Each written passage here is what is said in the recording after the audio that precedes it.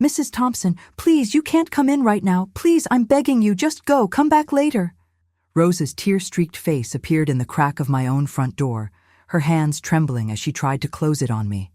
My name is Margaret Thompson, but everyone calls me Maggie, and I'm 68 years old, born and raised right here in Asheville, North Carolina, in the house my late husband James and I made into a home over 40 years.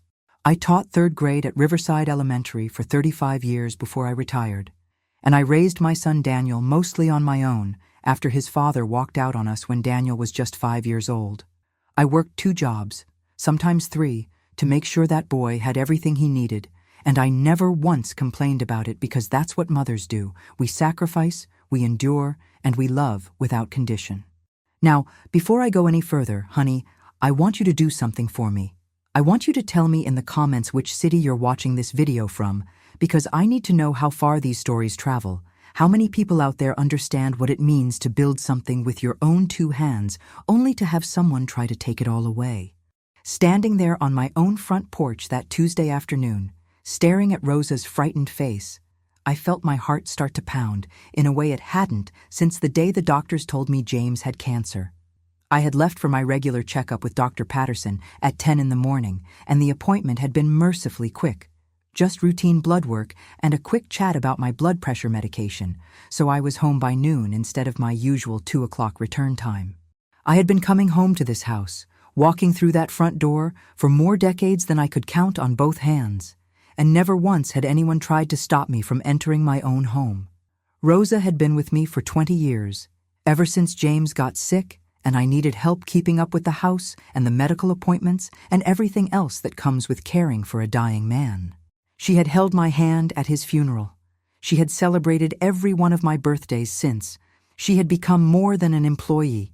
She was my friend, my companion, the person who knew where I kept my good china and how I liked my coffee and which hymns made me cry at church on Sundays. Rosa, what on earth are you talking about? I said, trying to keep my voice calm, even though confusion and something darker, something that tasted like fear, was starting to creep up my spine. This is my house, sweetheart. Now step aside and let me in. Please, Mrs. Thompson, Rosa whispered, and I could see she was shaking, actually shaking like a leaf in a thunderstorm. Please just trust me. Just this once. Just go somewhere for a few hours. Go to the cafe, go to the church, go anywhere, but don't come in right now. I put my hand on the door and pushed, not hard, not aggressive, but firm enough to let Rosa know that I wasn't about to be turned away from my own home by anyone, not even someone I loved as much as I loved her. She stumbled back, still crying, and I stepped into the foyer, and that's when I heard it. Voices coming from my living room, voices that shouldn't have been there because Daniel was supposed to be at work and Charlotte and Vanessa, well, Vanessa rarely came to visit unless there was something she wanted. It's ours now, Daniel. The lawyer confirmed it this morning. Vanessa's voice rang out, sharp and bright with triumph. Once she signs those papers at her appointment next week, the house transfers to us, and we can finally sell this place and get what we deserve after everything we've done for her. I froze right there in my own hallway, my purse still on my shoulder, my keys still in my hand, and the world seemed to tilt sideways like someone had just pulled the floor out from under me. Rosa grabbed my arm, her fingers digging into my cardigan, and she looked at me with eyes full of so much sorrow and guilt that I just knew, that whatever was happening in my living room was worse than I could imagine. I tried to warn you, Rosa whispered.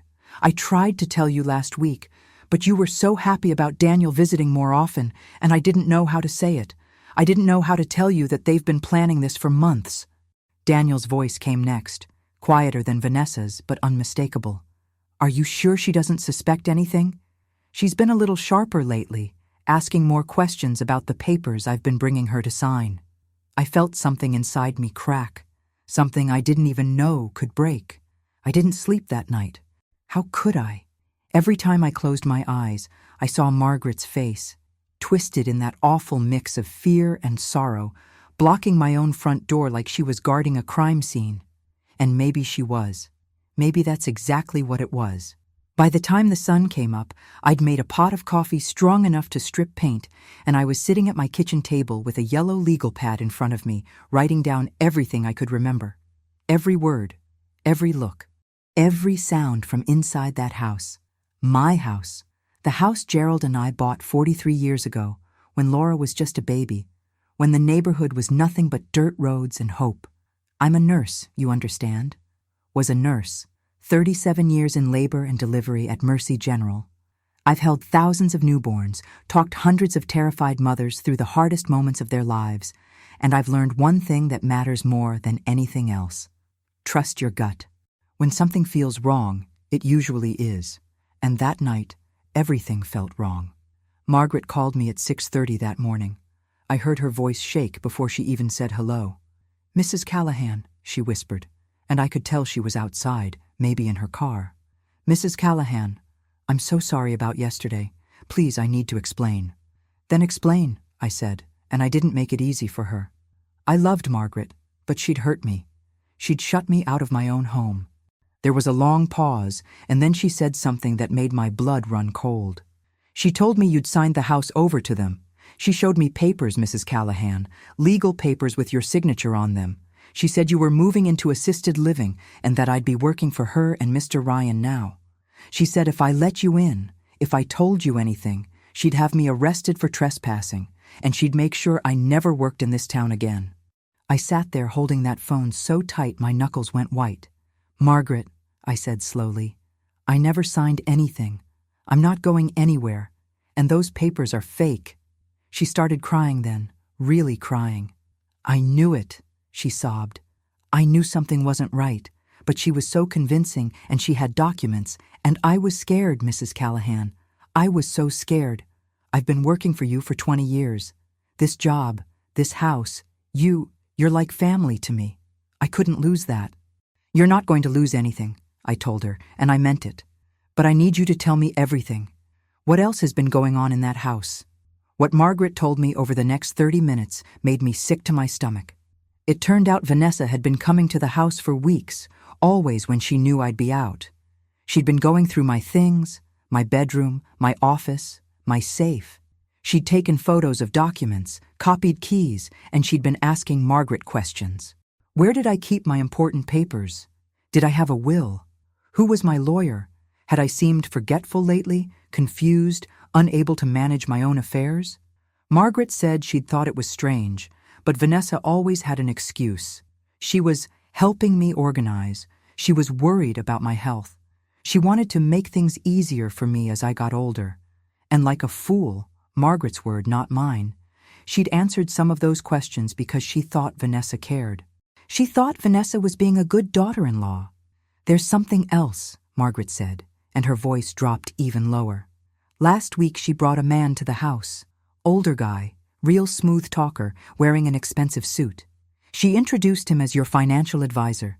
Said he was there to pick up some documents you'd asked for. I didn't think anything of it at the time, but Mrs. Callahan, I never saw that man before in my life, and I've been here for every meeting you've ever had." My hands started shaking. "What did he take?" "I don't know. They were in your office for about an hour with the door closed. When they came out, he was carrying a briefcase, and Vanessa looked real pleased with herself. She gave me a $100 bill and told me I didn't need to mention his visit to you because it was supposed to be a surprise. Some kind of investment thing she was setting up as a gift. A gift. Lord have mercy. The nerve of that woman.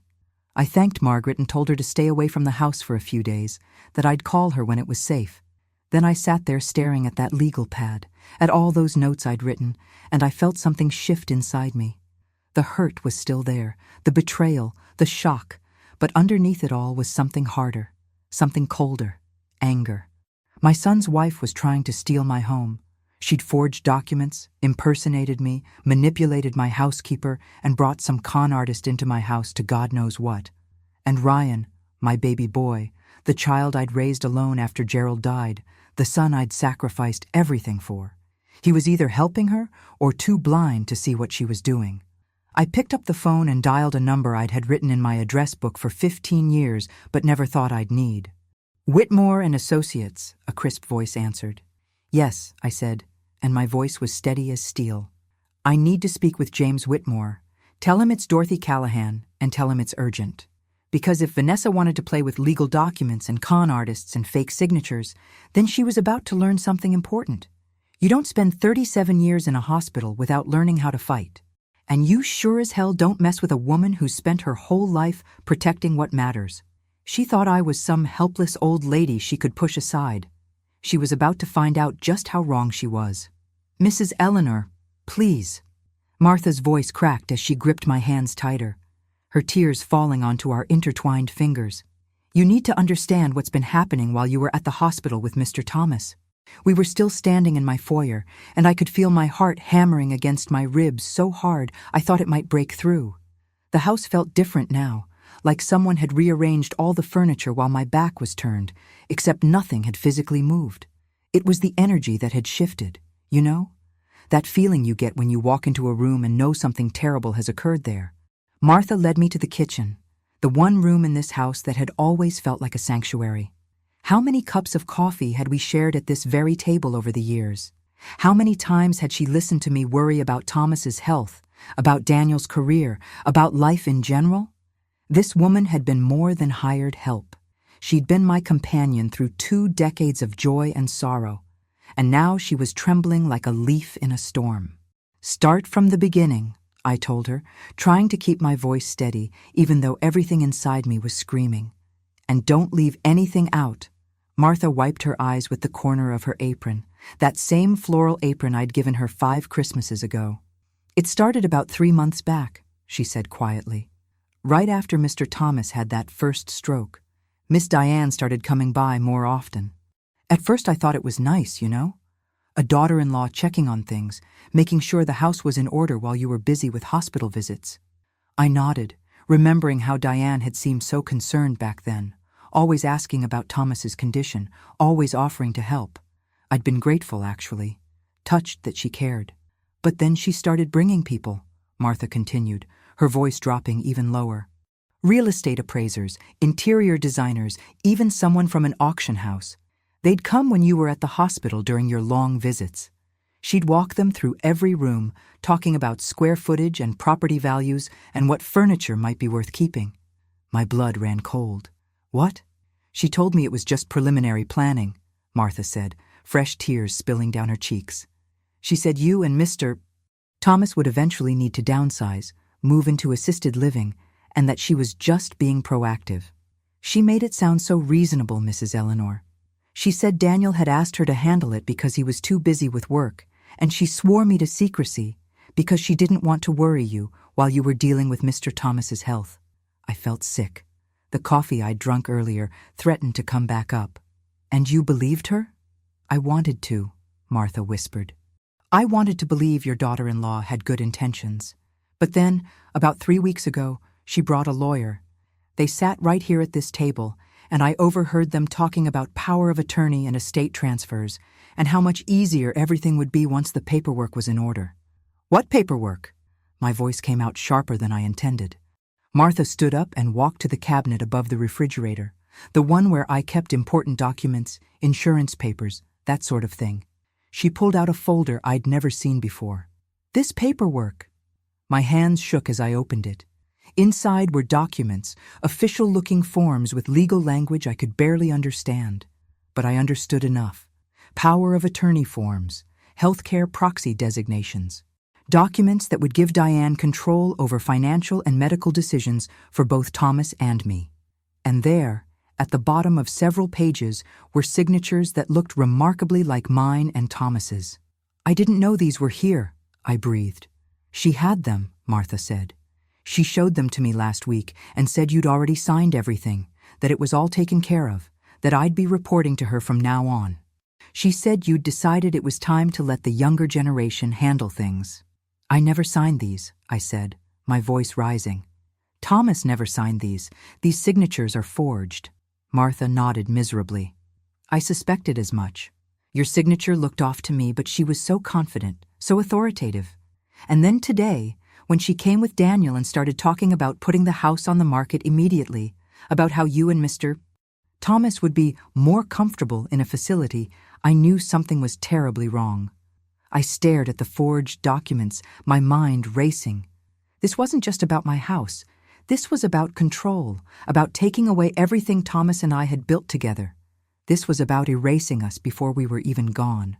"There's more," Martha said, her voice barely audible now. "2 days ago, Diane asked me about your jewelry. The pieces your mother left you, the ones in the safe upstairs. She wanted the combination, said you'd told her to inventory everything for insurance purposes. I never said that. I know. That's when I knew for certain something was very wrong. I told her I didn't have the combination, which was true, and she got angry. Really angry. She said I was being difficult, that I was too old to understand modern family dynamics, and that once she had full authority over the household, I'd be the first thing to change. I stood up so fast my chair scraped against the floor. 20 years of loyalty, 20 years of trust, and Diane had tried to use it all against us. She'd counted on Martha's discretion, on her desire to believe the best in people, on her fear of overstepping. "Where are they now?" I asked. "Daniel left about an hour ago," Martha said. "But Diane is upstairs in your bedroom. She's been going through your things." Something primal rose up in me then, something I didn't know I still had. Maybe it was rage. Maybe it was that fierce protective instinct that kicks in when someone threatens what's yours. But I moved toward the stairs with a purpose I hadn't felt in years, and Martha called after me with genuine fear in her voice. "Mrs. Eleanor, please be careful. She's not the woman you think she is. She's dangerous when she's cornered." I paused on the third step and looked back at this woman who'd just proven her loyalty beyond any doubt. "Neither am I, Martha," I said. "Neither am I." As I climbed those stairs, I could hear movement in my bedroom, the sound of drawers opening and closing. And I realized that Diane had no idea I was home, no idea her carefully constructed plan was about to come crashing down around her. She thought she had more time. She thought I was still at the hospital, still distracted, still oblivious. She was wrong on all counts. I couldn't breathe. The words on those papers felt like they were burning through my hands, each line more devastating than the last. Power of attorney, transfer of property rights, medical incapacity evaluation pending. My own son had been planning to have me declared mentally unfit so he could take everything I'd worked for my entire life. And Rebecca, sweet Rebecca with her concerned eyes and helpful suggestions about my memory, had been feeding him lies this whole time, documenting every tiny mistake I made, twisting every forgotten name into evidence of dementia. Martha was pacing now, wringing her hands, her face pale as moonlight. "Mrs. Eleanor, I didn't know what to do. I found those papers 2 weeks ago when I was cleaning Mr. David's office. He'd left them out on his desk and I couldn't help but see." That's when I started paying closer attention to everything Rebecca was doing. The way she'd ask you the same questions over and over, then write things down in that little notebook of hers. The way she'd correct you in front of Mr. David, making everything sound worse than it was. And that medication, those pills she kept insisting you take for your blood pressure, Mrs. Eleanor. I looked them up. They can cause confusion, memory problems, especially in higher doses than prescribed. My hands started shaking so badly I had to set the papers down on the kitchen table. 20 years I'd known this woman. 20 years she'd been more family to me than employee. And she'd been watching, protecting me, even when I didn't know I needed protecting. "Martha, why didn't you tell me sooner?" She sat down across from me, tears streaming down her weathered cheeks now. "Because I was scared, ma'am. Mr. David, he's been so angry lately, so different from the boy I used to know. And Rebecca, she has him wrapped around her finger so tight. I was afraid if I told you without proof, they'd just convince you I was the one lying, that I was getting old and confused. Or worse, they'd fire me, and you'd have no one here watching over you at all. So I started taking pictures with my phone whenever I found documents. I recorded some of their conversations when they thought I wasn't around. I kept everything on a little USB drive I hide in my apron. I stared at this woman I thought I knew, and realized I'd never truly understood the depth of her loyalty, the courage it must have taken to gather evidence against my own son while pretending everything was normal. "Do you have it now? The USB drive?" Martha nodded quickly, reaching into that same deep apron pocket and pulling out a small blue flash drive. She placed it on the table between us like it was made of gold. "Everything's on here, Mrs. Eleanor. Documents, recordings, even some text messages between Mr. David and Rebecca that I'm not proud of how I got them, but Rebecca leaves her phone lying around sometimes, and she never logs out of her computer in the study." I picked up that tiny piece of plastic, feeling the weight of what it represented. Evidence, truth, the ammunition I'd need to fight back against my own flesh and blood. But even as relief washed over me, a new fear crept in cold and sharp. "Martha, if they find out you have this, if they know you've been helping me, then they'll know," she said firmly, her chin lifting with a defiance I'd rarely seen in her. "Mrs. Eleanor, I watched you raise that boy after your husband passed. I saw you work yourself to the bone running that real estate business, building something from nothing so David would have opportunities you never had. I was there when you paid for his college, his wedding, when you gave him and Rebecca the down payment for their first house because they asked. And this is how he repays you? By trying to steal your home, your dignity, your very mind? No, ma'am. I won't stand by and watch it happen. Not to you." The coffee had gone cold in our mugs, but neither of us moved to make more. We sat there in my kitchen, two women who'd orbited each other's lives for 2 decades, finally seeing each other clearly for the first time. "We need help," I said finally, my voice steadier than I felt. "Professional help. A lawyer who specializes in this kind of thing." Martha nodded immediately. "My nephew, Carlos, he works as a paralegal at a law firm downtown. Good people, he says. They handle elder abuse cases, estate planning, all of that. I could call him tomorrow, see if they'll meet with you." Elder abuse. The words hit me like a slap. That's what this was, wasn't it? My own son was abusing me, exploiting me, and I'd been so blind with love and trust that I'd let him walk right in and start dismantling my life. "Yes," I said quietly. "Call him first thing in the morning. But Martha, we have to be so careful. If David and Rebecca suspect anything—" "They won't," Martha assured me. "We'll act like nothing's changed. You take those pills Rebecca gives you, but you spit them out when she's not looking. You let her think she's still in control, and I'll keep my eyes and ears open, keep gathering anything else we might need." I looked down at the USB drive in my palm, then back up at Martha's determined face. "Why?" I asked softly. "Why risk so much for me?" Her expression softened, and she reached across the table to cover my hand with hers. "Because 20 years ago, when my husband died and I thought I'd lose my house, you gave me this job without me even asking. You paid me more than fair wages, gave me health insurance when I needed surgery, let me bring my grandchildren here after school when I had nowhere else for them to go. You treated me like family, Mrs. Eleanor. Real family. The kind that shows up and means it. So now I'm showing up for you."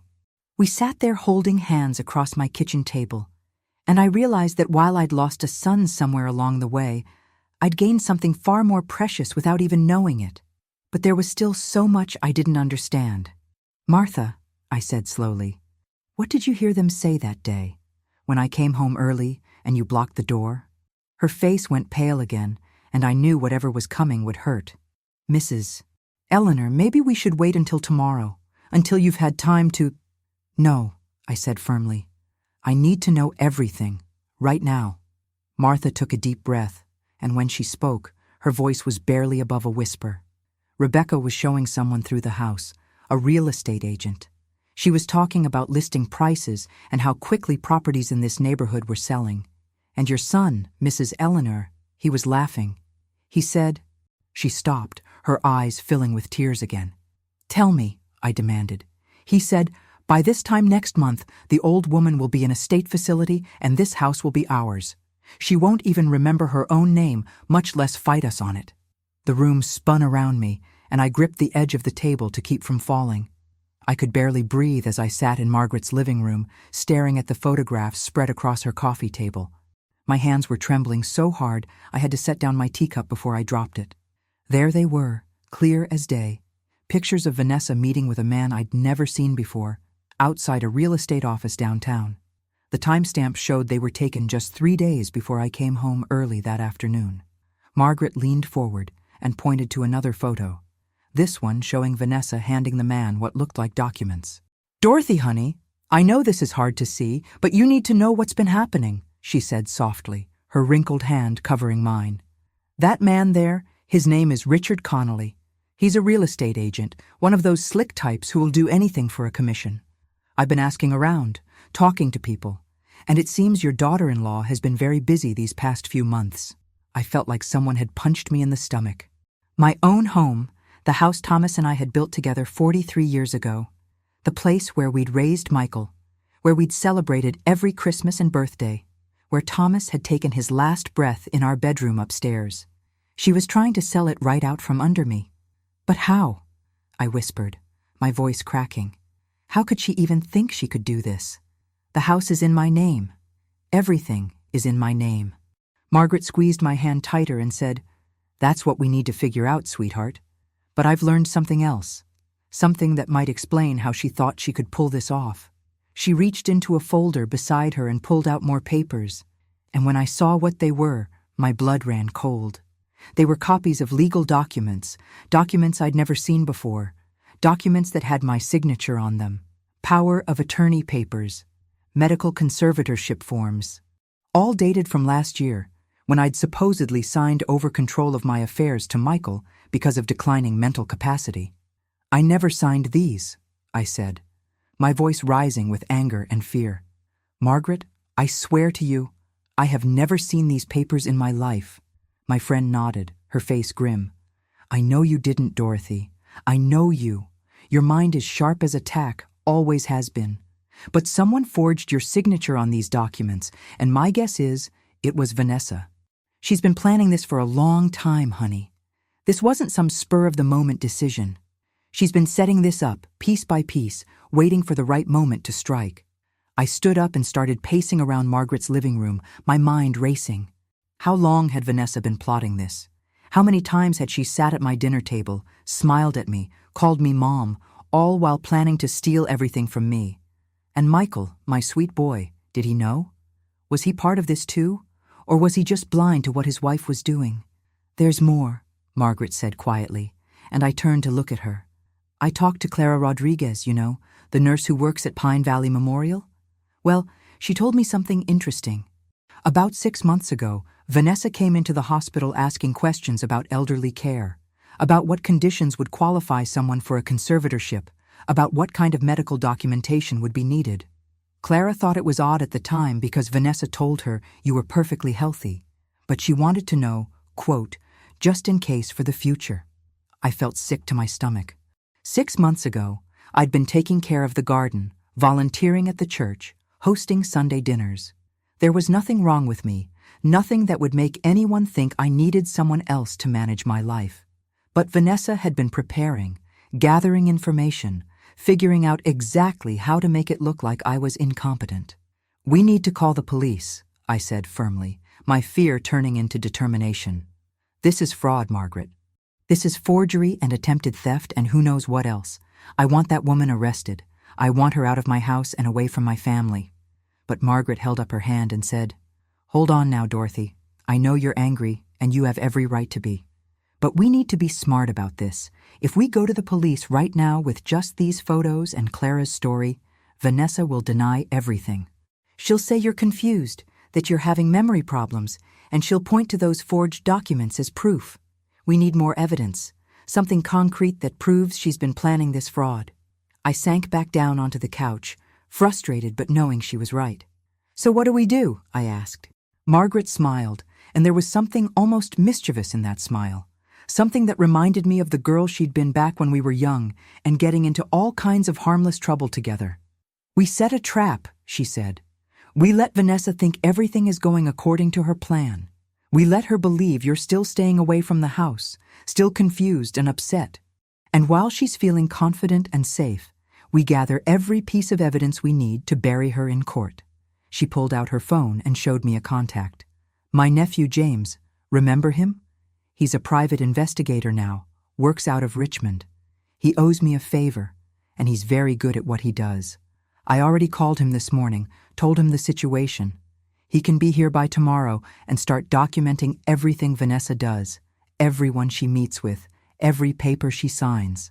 I looked at my oldest friend, this woman who'd stood by me through everything, and felt tears welling up in my eyes again.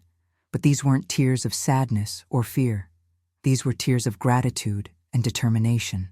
"Thank you," I whispered. "Thank you for believing me, for helping me.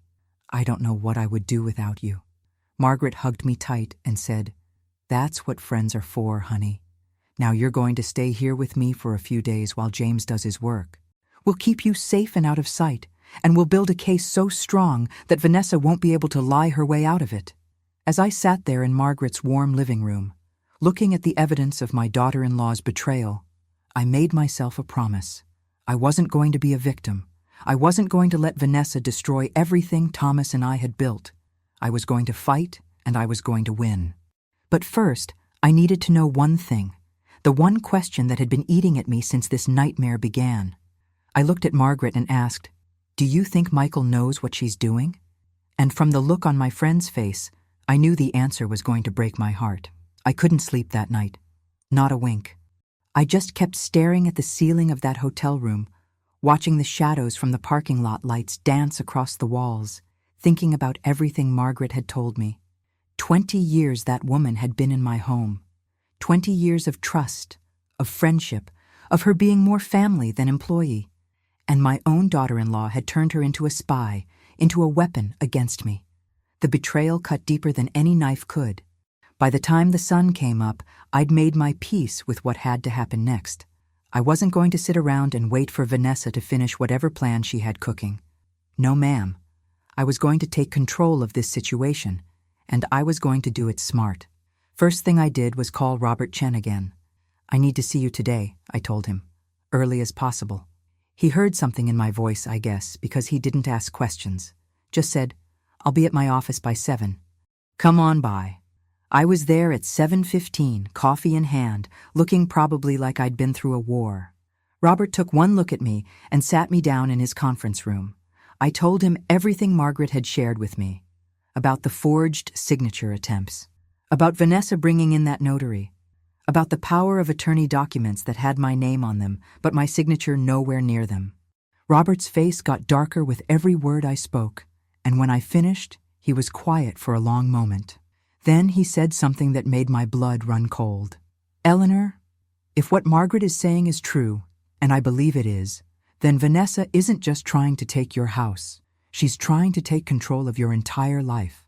He explained it to me then, in words I could understand. A power of attorney, if it's done right and filed properly, gives someone else the legal right to make decisions for you. Medical decisions, financial decisions, where you live, what you own, everything. If she'd succeeded in getting those documents filed, Robert said, she could have had you declared incompetent, moved you into a facility, and sold everything you own before you even knew what was happening. I felt sick, actually sick to my stomach. This wasn't just about money or property.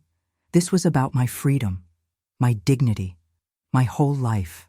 "What do we do?" I asked him, and my voice sounded small even to my own ears. Robert leaned forward, and his eyes were sharp. "We set a trap," he said, "and we make sure that when it closes, there's no way out for her." He laid out the plan for me right there. First, we'd file an emergency motion with the court to freeze any attempt to transfer my property or establish power of attorney. That would protect me legally while we gathered evidence. Second, we'd get Margaret to give a formal statement, notarized and recorded, about everything she'd witnessed. Third, and this was the part that made my heart pound, we'd let Vanessa think she was still winning. "How do we do that?" I asked. Robert smiled, but it wasn't a warm smile. It was the smile of a man who'd spent 30 years outsmarting people who thought they were smarter than him. "You're going to go home," he said. "You're going to act confused, maybe a little forgetful. You're going to let Vanessa think that whatever she's planning is working. And while she's busy congratulating herself, we're going to be building a case so airtight that she won't be able to breathe, let alone lie her way out of it." I didn't like the idea of going back into that house, not after what had happened. But Robert was right. If I wanted justice, if I wanted to protect everything Harold and I had built, I had to be smart about this. So that afternoon, after we'd filed all the emergency paperwork, after Margaret had given her statement at Robert's office with tears running down her face the whole time, after we'd set everything in motion, I went home. My home. The one Vanessa thought she was going to steal. Margaret was there when I arrived. Her eyes were red from crying, but when she saw me, something like relief flooded her face. "Mrs. Eleanor," she whispered, pulling me inside quickly. I was so worried. I squeezed her hand. "It's going to be okay," I told her. "But I need you to trust me now. Can you do that?" She nodded, and I explained what Robert had told me, that we needed to let Vanessa think everything was going according to her plan, that Margaret needed to act normal, like nothing had changed, that I needed to seem a little more fragile, a little more confused than I really was. "Can you do that?" I asked her, and Margaret straightened her shoulders. 20 years she'd worked for me, 20 years of loyalty, and in that moment, I saw the strength in her that I'd always known was there. "Yes, ma'am," she said. "I can do that. For you, I can do anything. God bless that woman. I don't know what I would have done without her." Vanessa came by that evening. She had a smile on her face that didn't reach her eyes, carrying a casserole like she was some kind of concerned family member. "Eleanor," she said, all sweetness and light. "I heard you weren't feeling well. I wanted to check on you." I played my part, let my hands shake a little when I took the casserole dish, said something about being confused lately, about not remembering things quite right, and I watched her eyes light up with something that made my stomach turn. Satisfaction. She thought she was winning. "You know," she said, settling onto my couch like she owned it, "I've been thinking. This house is so big for just you. Have you ever considered maybe somewhere smaller? Somewhere with people to take care of you?" There it was, the beginning of her endgame. I looked at her with what I hoped were confused, tired eyes. "I don't know," I said softly. "Maybe you're right. It does feel awfully big sometimes." The smile that spread across her face was the ugliest thing I'd ever seen. She stayed for an hour, talking about retirement communities and assisted living, about how much easier my life would be if I just let someone else handle the difficult decisions. And the whole time, I nodded and agreed and acted like the confused old woman she wanted me to be. When she finally left, I stood at the window and watched her car pull away, and I felt something cold and hard settle in my chest. This woman had married my son. I'd welcomed her into my family, and she'd looked me in the eye and plotted to take everything from me. But what Vanessa didn't know was that while she was busy playing her game, I was playing mine. And I'd been playing it a lot longer than she had. I couldn't sleep that night. Every time I closed my eyes, I saw Margaret's face, cold, calculated, completely unrepentant. The way she'd looked at me across that police station table like I was nothing more than an inconvenience she'd failed to properly dispose of. My hands were still shaking when dawn broke through my hotel room curtains, painting everything in that pale, unforgiving light that makes you see things exactly as they are. Daniel had called 3 times. I hadn't answered. I knew what he wanted. Explanations, reassurances, some way to make sense of what his wife had done. But I didn't have those answers, sweetheart.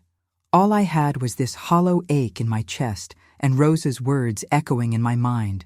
"She said you'd be gone by morning." My own daughter-in-law had planned my death as casually as she might plan a dinner party. How do you explain that kind of evil to someone who'd shared a bed with it for 15 years? Thomas arrived at 7 with coffee and that grim expression lawyers get when they're about to deliver news that'll hurt. "The police searched your house last night," he said, setting the cup in front of me. "They found the second bottle, the one with the real poison. It was exactly where Rosa said it would be, hidden in Margaret's closet behind some shoe boxes." He pulled out his phone, showing me photos. That innocent-looking brown bottle, the same kind you'd find in any medicine cabinet. The lab's running tests now, but they're confident it's the same compound that was in your tea. "Enough to kill you 3 times over, Dorothy." I stared at that photo until my eyes burned. She'd kept it. Even after I'd survived the first attempt, Margaret had kept that bottle in her closet like some kind of trophy. The arrogance of it made me want to scream. "What happens now?" I asked, my voice barely above a whisper. "They're charging her with attempted murder," Thomas said, "premeditated." The DA is also looking at fraud charges for the forged documents, and since she tried to steal your house while actively trying to kill you, they're throwing in conspiracy and elder abuse. She's looking at 20 years minimum, Dorothy, maybe more. He paused, watching me carefully. But there's something else, something the police found that changes everything. My heart lurched. What do you mean? Thomas pulled out a folder, thick with documents. When they searched the house, they found Margaret's laptop. She wasn't careful about her digital footprint, kept detailed records of everything. Emails to real estate agents about selling your property before you were even dead. Text messages to someone named Richard, we're still identifying him, about expediting the timeline. And Dorothy, he hesitated, and I could see him choosing his words carefully. There were searches, dozens of them. Untraceable poisons, how to forge property deeds, elder abuse legal consequences. She'd been planning this for at least 8 months. 8 months. I felt the coffee turn to acid in my stomach. 8 months of smiling at family dinners, of accepting her kisses on my cheek, of trusting her with my home. Did Daniel know?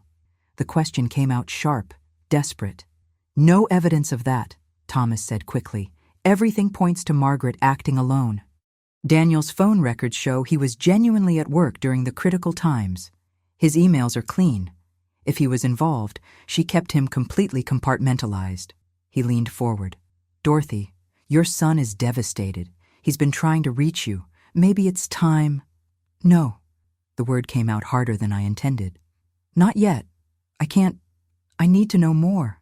You said there were text messages to someone named Richard. Who is he? Thomas's expression darkened.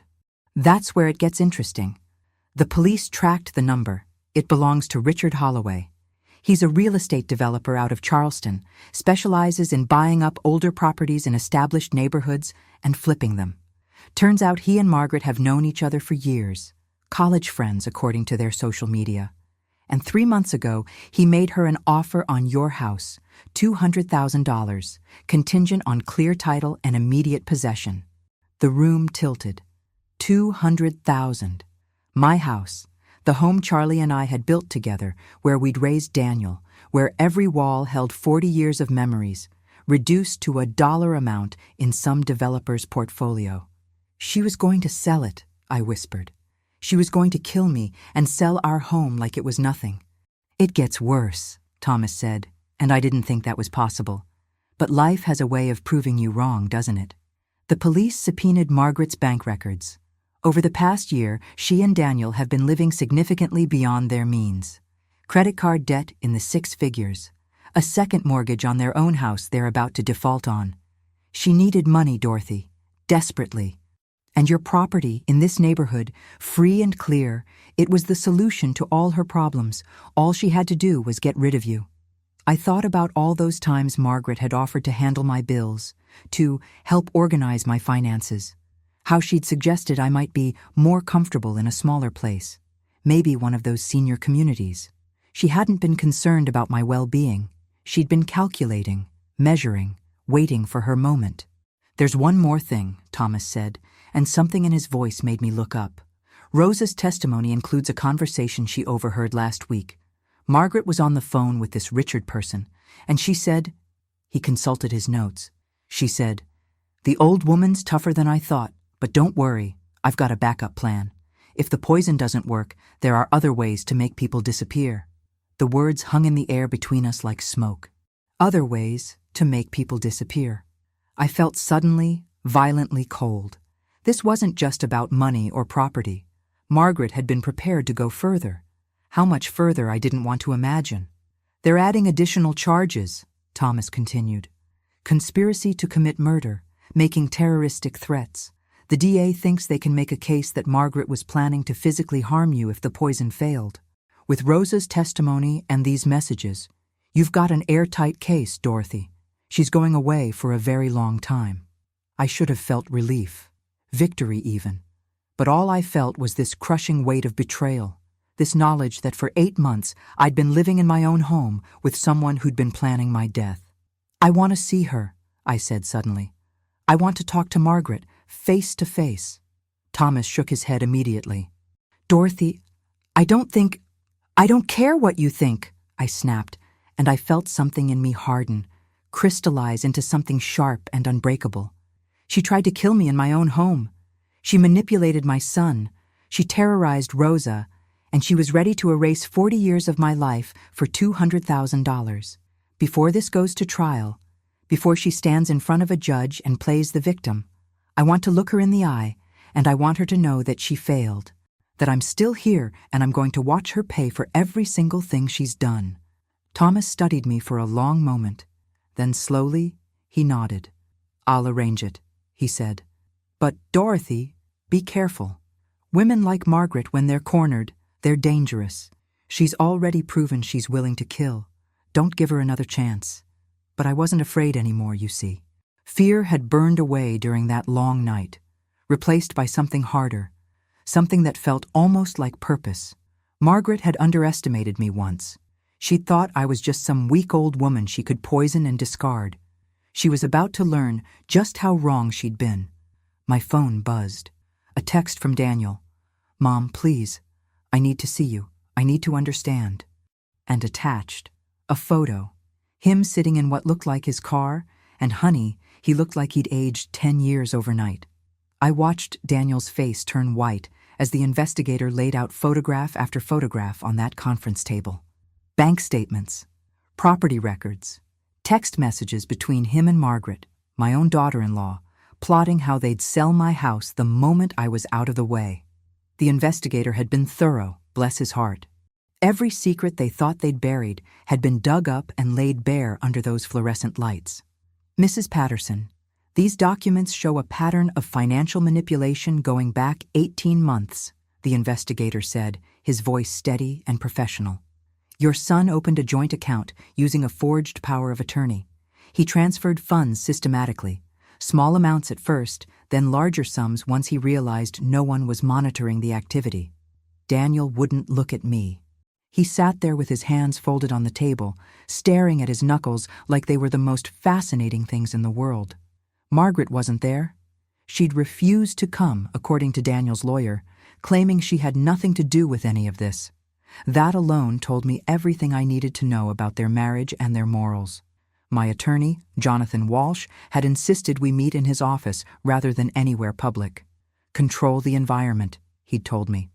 "Don't give them any advantage." So there we were, in a wood-paneled conference room that smelled like old books and furniture polish, with my son sitting across from me like a stranger. Jonathan had warned me this moment would be difficult. "Seeing the evidence is one thing," he'd said. "Confronting your own child with it is another entirely." He was right, honey. Every cell in my body wanted to reach across that table and ask Daniel when exactly I'd stopped being his mother and started being his retirement plan. The investigator continued, sliding another document toward Jonathan. "There's also evidence of attempted real estate fraud. Mr. Patterson contacted 3 different real estate agents about listing the property at 428 Maple Street, his mother's home, claiming he had legal authority to sell. 2 of the agents requested documentation, which he couldn't provide. The 3rd agent, however, began preliminary work on the listing before discovering the property wasn't in his name. I felt Rosa's hand squeeze mine under the table. She'd insisted on coming, despite my protests. 20 years I work in that house," she'd said firmly. 20 years I see you build that life. I'm not letting you face this alone." And good Lord, I was grateful for her presence. She was more family to me in that moment than the man sitting across the table had been in years.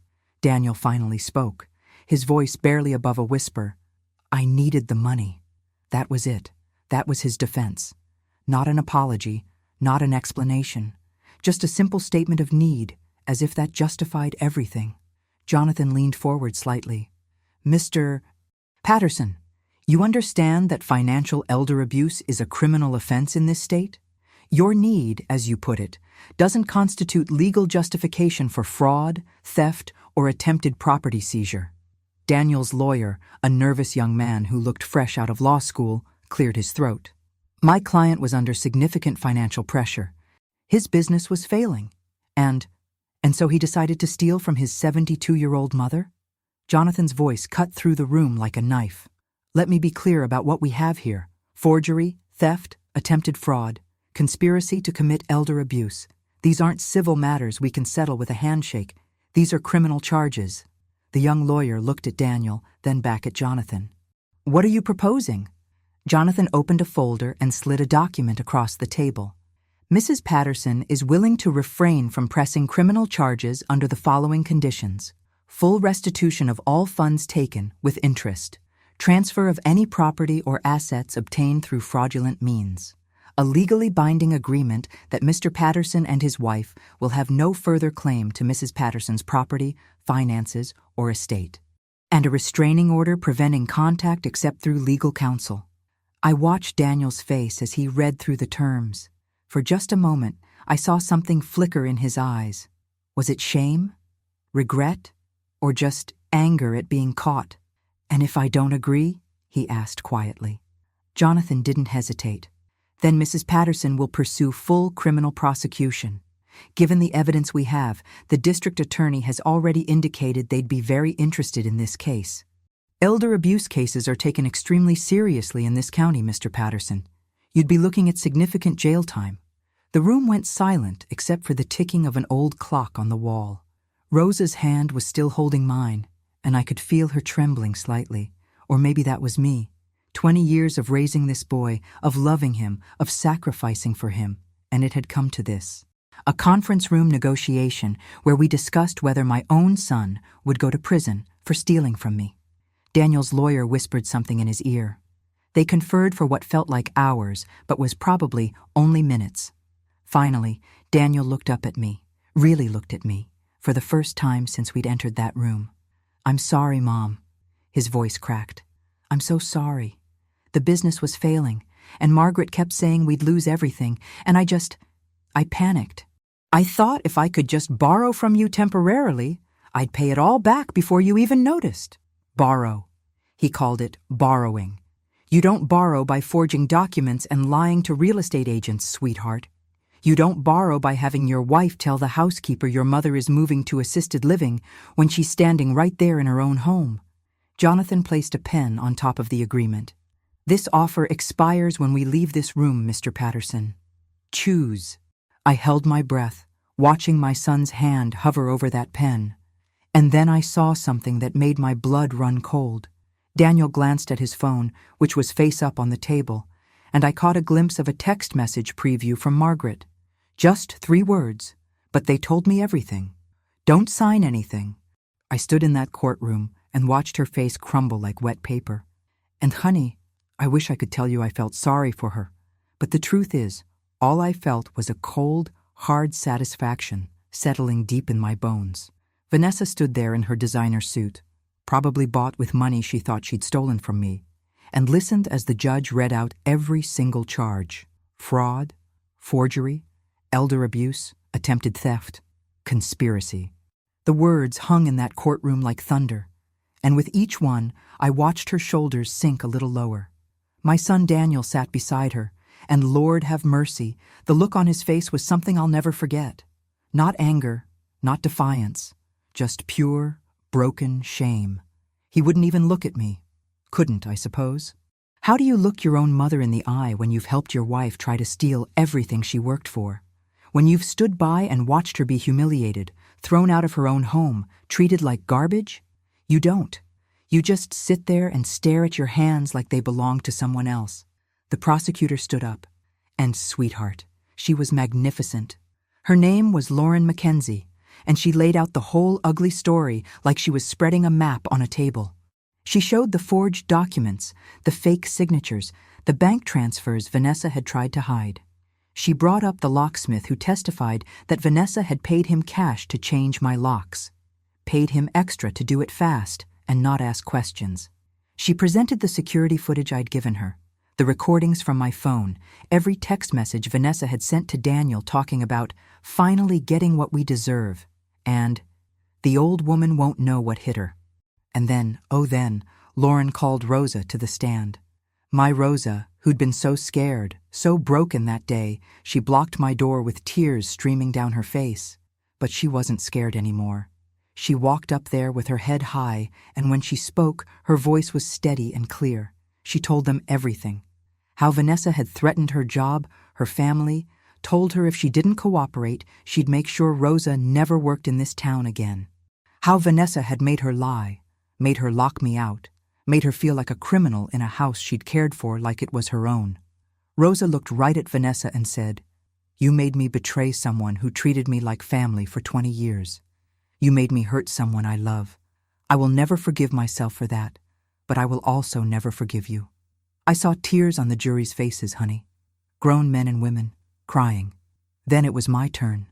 I walked up to that stand, put my hand on that Bible, and swore to tell the truth. And Lord knows, I told it.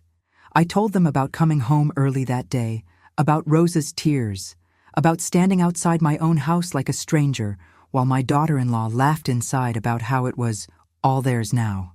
I told them about the years I'd worked as a nurse, the double shifts, the holidays I'd missed, the way I'd saved every penny to buy that house, to build something solid for my family. I told them how I'd welcomed Vanessa into our lives, how I'd tried to love her like my own daughter, how I'd trusted her. And I told them how she'd repaid that trust by trying to steal everything, by throwing me out like trash, by turning my own son against me. My voice broke a few times, I won't lie. But I didn't stop. I looked right at Vanessa and I said, "You didn't just try to steal my house. You tried to steal my dignity, my peace, my faith in my own child, and that I cannot forgive." When I stepped down, the whole courtroom was silent. You could have heard a pin drop on that carpet. The judge took a recess, and we all sat there in that hallway, not talking, just waiting. My lawyer, Richard, he patted my hand and said, "You did good, Margaret. Real good." Rosa sat beside me, holding my other hand, and I could feel her trembling. I squeezed back and whispered, "It's almost over, mija. Almost over." When we went back in, the judge didn't waste time. He looked at Vanessa and Daniel like they were something he'd scraped off his shoe, and he said, "In all my years on this bench, I have rarely seen such a calculated, cruel attempt to defraud a family member. Mrs. Brennan, you orchestrated this scheme with full knowledge of the harm it would cause. Mr. Brennan, you enabled it. You both disgust me." He sentenced Vanessa to 3 years in prison, with possible parole after 18 months. He ordered full restitution, every penny she'd taken or tried to take. He granted a permanent restraining order, meaning she couldn't come within 500 feet of me or my property. And then he turned to Daniel. "You won't serve time, Mr. Brennan, but you will be on probation for 5 years. You will attend mandatory counseling. And you will live with the knowledge that you betrayed the woman who gave you life." Daniel's face went white. Vanessa started to cry, but it wasn't the kind of crying that makes you feel sympathy. It was the crying of someone who'd finally realized that actions have consequences. And honey, those consequences were coming for her like a freight train. As they led her out in handcuffs, she looked back at me one last time. Not with hate, not with defiance, with fear, pure, raw fear. And I looked right back at her and didn't say a single word. I didn't need to. Everything that needed saying had been said. Outside the courthouse, the autumn sun was shining bright and warm, and I stood there on those steps with Rosa beside me and Richard gathering his papers, and I felt something I hadn't felt in months. I felt free. Not happy, not yet, but free. Like I'd been carrying a mountain on my back and someone had finally lifted it off. Rosa hugged me tight and whispered, "You did it, Mrs. Margaret, you did it." And I hugged her back and said, "No, mija, we did it." Richard shook my hand and said, "Your house is yours again, Margaret. Completely. I'll have the new deed filed by next week." I nodded, but I knew the truth. The house had always been mine. What I'd won back wasn't the house. It was something bigger. It was my dignity, my voice, my right to stand up and say, "No, this is wrong, and you will not do this to me." But even as I stood there, feeling that freedom settle into my bones, I knew this wasn't over. Not completely. Because Daniel was still out there, somewhere. And honey, we hadn't spoken a single word since that day I'd walked out of my house in shock. And now I had a choice to make. The courtroom was packed that morning, honey. Every seat filled. I saw faces I hadn't seen in years. Neighbors from the old block, people from church, Even Mr. Henderson from the hardware store where Thomas used to buy his tools. They'd all heard what happened. Small towns are like that, you know. Word travels fast, especially when it's about betrayal, about family, turning on family. I sat in the front row with Margaret beside me, her hand warm in mine. My son Daniel sat 2 rows back. He wouldn't look at me. Couldn't, I suppose. The shame was written all over his face, and good Lord, it should have been. Victoria walked in wearing a cream-colored suit, her hair pulled back tight. That same cold expression she'd worn the day she told Margaret it was theirs now. But today, sweetheart, that confidence was cracking. I could see it in the way her hands shook when she opened her briefcase, the way her eyes darted around the room looking for an escape that didn't exist. My attorney, Robert Chen, had done his homework. Every document, every recording, every witness statement was organized in neat folders on our table. The evidence was overwhelming, and she knew it. The judge, a stern woman in her 60s named Judge Patricia Morrison, called the court to order. Her voice cut through the whispers like a knife through butter. This wasn't just about property fraud anymore. The district attorney had added charges of elder exploitation, conspiracy to commit fraud, and attempted theft by deception. Robert had explained to me that these were serious charges, the kind that come with real consequences, not just a slap on the wrist and a "let's all make up now" ending. No, honey, this was justice, the kind that has teeth. Victoria's lawyer tried his best, bless his heart, but what could he really say? The recordings were clear. Margaret's testimony was devastating. She stood up there with more dignity than I'd seen in years and told the whole truth. How Victoria had manipulated her, threatened her job, her immigration status, made her feel like she had no choice but to help. Mrs. Eleanor never treated me like just a maid, Margaret said, her voice steady despite the tears. She treated me like family, and I betrayed that. I will carry that shame forever. But I'm here now to tell the truth, because that's what she taught me to do. The financial records Robert's investigator had uncovered showed everything. Victoria had been planning this for over a year, sweetheart. She'd slowly been moving money, setting up accounts, forging documents with my signature. She'd even tried to get power of attorney over my affairs by claiming I was suffering from dementia. Can you imagine? She had a whole fake medical report drawn up by some quack doctor she'd paid off. But Robert found him too, and that doctor lost his license faster than you can say malpractice. The fraud ran deep, and every layer we uncovered made it worse for her. When it was my turn to speak, I didn't hold back. I looked right at Victoria, then at my son, and I told them both exactly how I felt. I opened my home to you, Victoria. I welcomed you as a daughter. And you repaid that kindness by trying to steal everything my husband and I built over 40 years of marriage. You didn't just try to take my house. You tried to take my dignity, my independence, my peace in my final years. And you used someone I loved, someone who depended on me, to do it. My voice cracked then, but I kept going. But here's what you didn't understand. I'm not some helpless old woman you can push around. I'm Eleanor Catherine Morrison, and I didn't survive 73 years on this earth by being weak. The judge's ruling was swift and absolute. Victoria was found guilty on all counts. She was sentenced to 4 years in prison, ordered to pay full restitution for all legal fees and damages, and given a permanent restraining order keeping her away from me and my property. Daniel wasn't charged criminally. There wasn't enough evidence that he knew the full extent of her plan. But the judge made it clear in her remarks that his failure to protect his own mother spoke volumes about his character. The house, of course, remained mine. Every document Victoria had forged was voided. My name went right back on that deed where it belonged. Walking out of that courthouse, I felt something I hadn't felt in months. Free. Not happy, exactly. There's no real happiness in watching your daughter-in-law go to prison or seeing your son's face crumble with shame. But there was peace. There was justice. There was the knowledge that I'd stood up for myself and won. Margaret still works for me, you know. We had a long conversation after everything settled down. I told her I understood why she did what she did. But that trust, once broken, takes time to rebuild. She understood. She's been working hard to earn it back, and slowly we're getting there. Some wounds heal faster than others. As for Daniel, well, that relationship is still broken. He calls sometimes, leaves messages. Mom, I'm so sorry. I should have known. I should have protected you. Maybe one day I'll be ready to talk to him. Maybe not. Forgiveness isn't something you owe people just because they're family, sweetheart. Sometimes the kindest thing you can do for yourself is walk away from people who hurt you, even when they share your blood. I'm still in my house, the one Thomas and I bought all those years ago. I sit on the porch in the evenings and watch the sun set over the maple trees we planted together. I think about everything we built, everything we survived, and I feel grateful. Not for the pain, but for the strength I found to fight back. So now, honey, I want to hear from you.